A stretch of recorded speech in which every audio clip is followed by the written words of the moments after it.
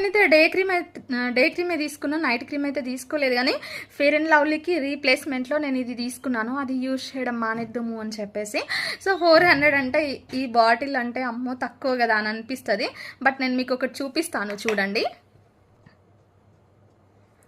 కనిపిస్తుంది కదా, ఇంతే, చాలా తక్కువ అంటే తక్కువ క్రీమ్ తీసుకోవాలి.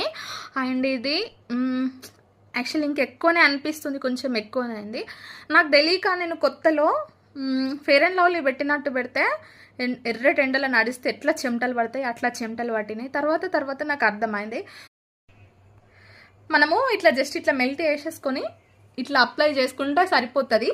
ఫెయిర్ అండ్ లవ్లీ లాగా అన్ని చుక్కలు పెట్టాల్సిన అవసరం లేదు. ఇట్లా పెట్టేసి మొత్తం ఇట్లా తుడుస్తాం కదా, అట్లా కాకుండా ఫస్ట్ ఇట్లా దుడ్చేసుకొని మంచిగా చేతికి ఈవెన్గా అనుకొని పెట్టేసుకుంటే సరిపోతుంది. స్కిన్ మంచిగా లైటన్ అవుతుంది.